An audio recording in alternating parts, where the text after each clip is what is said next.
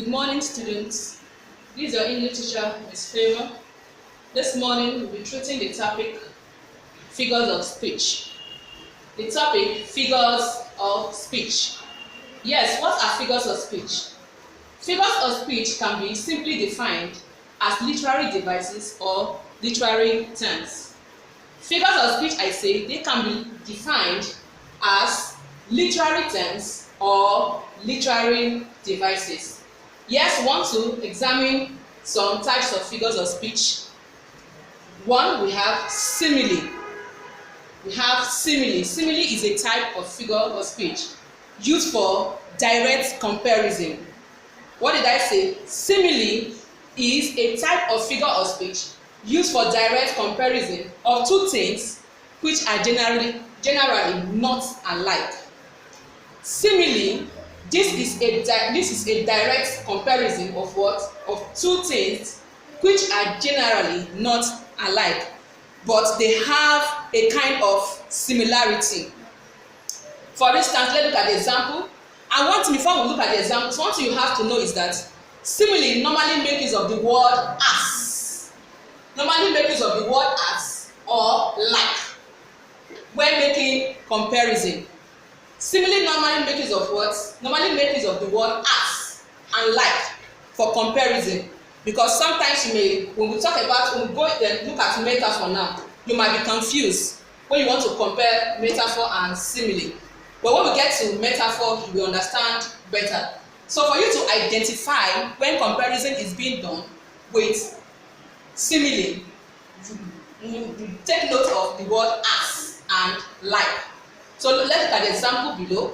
We have, he is as tall as an iroko tree. He is as tall as an iroko tree. You can see we said it's a direct comparison.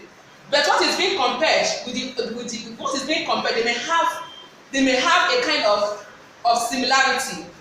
So when you look at this now, you can see iroko tree and he. This is a human being and this is what? This is a tree. So they have differences. They have a kind of differences, but they have something that brings them together. Because this boy is tall and an iroko tree, you know, is tall in nature. So that is why we say that. That's why we say that it is that they are generally not alike, but they may have a kind of similarity. Second example, Joshua fought like a lion. Joshua fought like a lion. You can see Joshua is a human being, while a lion is an animal, but they have a kind of similarity. So that will now take us to metaphor. When we say metaphor is like simile. Like I said before, metaphor is like simile. You can see metaphor is like simile in that it is a form of comparison. But why simile says that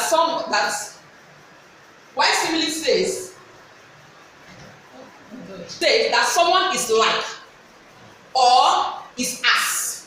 Are you with me? Why simile say that someone is like or is as? Metaphor will be telling you that person, that thing, or that person is. Take note. Why simile says that somebody or something is like or as. Metaphor will tell you that that person is. So look at this example that we have above. You can see here now, he is as tall as an iroko tree. Then below here, he is an iroko tree. You can see the difference. That here he is telling us that he is as tall as an iroko tree. But here he's telling us that he is an iroko tree. So this is metaphor, while this is simile. Then the number 2 example. Here we have Joshua fought like a lion. He fought like a lion. But here he's telling us that Joshua is a lion himself. So you can see the difference. They both look alike, but the difference is that simile makes use of the word has or like, while metaphor makes use of the word is. It tells you that that person is or that thing is But similarly, we tell you that he is as or he is like. So that takes us to personification. That now takes us to personification. The word personification. When we say personification, this is when life is being given to a non-living thing or an inanimate object. When life is being given to a non-living thing or an inanimate object. For example, you can see the early arrival of money. You can see money is a non-living thing, but here you can see the sentence here is telling us that it's telling us the early arrival of the money. It's not possible for money to arrive, but here life has been given to money as a living thing. Money has been addressed as a living thing, so it is known as what? As personification. Then B, the earth mourned are young. Is it possible for the earth to mourn? It's not possible.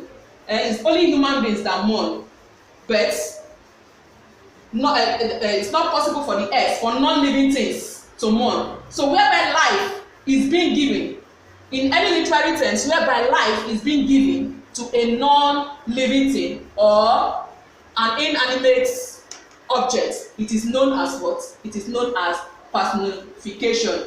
For instance, in your house, for instance, a cup on the table falls down. Say the cup fell down.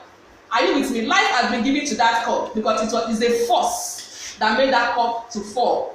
It's a force that has made that cup to fall. It's not possible for a cup to just fall. So when such a statement is made, it is known as personification. Thank you. See you in the next class.